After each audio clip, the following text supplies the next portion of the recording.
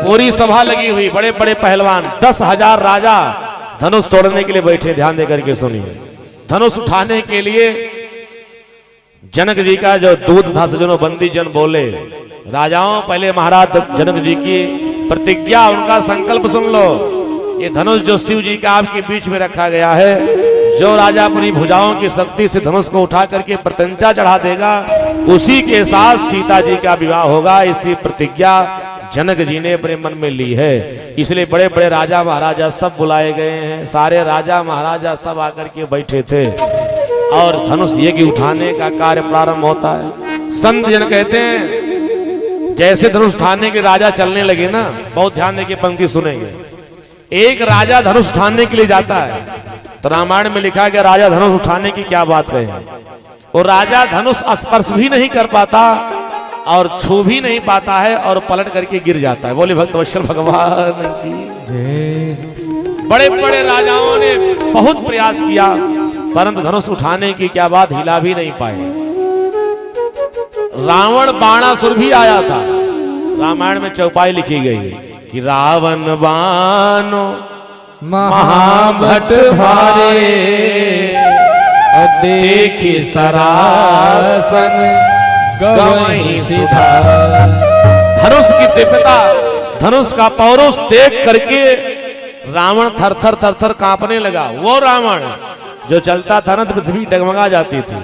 रावण गर्ज देता था, देवलोक में देवताओं की पत्नियों गर्भपात हो जाता था। इतना बलशाली रावण ने कहा उससे धनुष उठेगा नहीं, धनुष को प्रणाम करके चला गया। लेकिन जो भी राजा धनुष तोड़ेगा वो सीता हमारी ही होगी।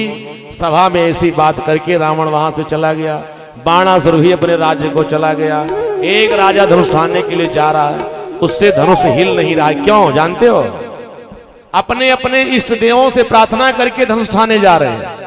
समस्या ये खड़ी हो गई, जैसे कोई राजा धनुष उठाने के लिए जाता है ना, तो जाकर के गणेश भगवान से प्रार्थना करता है, गणेश भगवान अब एक निवेदन है, मैं इस धनुष को उठाने के लिए जा रहा हूं, कृपा करके ऐसी कृपा दृष्टि डालिए कि मैं धनुष को उठा लूं। अब अगर धनुष उठ जाएगा ना, तो 1 किलो लड्डू चढ़ाऊंगा आपके मंदिर में जाके।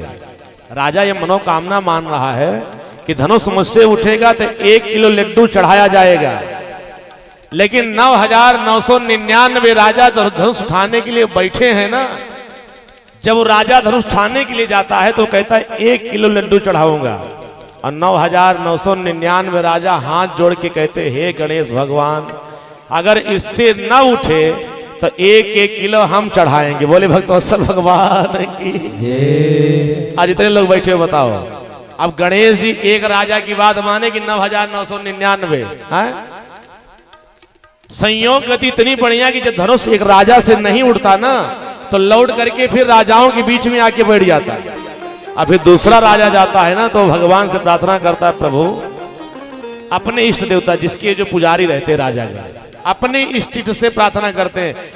जैसे कोई राजा भगवान शिव का पुजारी रहा होगा, तो उसने कहा भोले बाबा, अगर ये लड्डू ये धनुष अगर उठ जाता है मुझसे, कृपा दृष्टि बनाइए, तो मैं आपके मंदिर में जाकर के दर्शन करूंगा और जाकर के 5.25 किलो लड्डू चढ़ाऊंगा, आपका दर्शन करूंगा, रुद्राभिषेक करूंगा।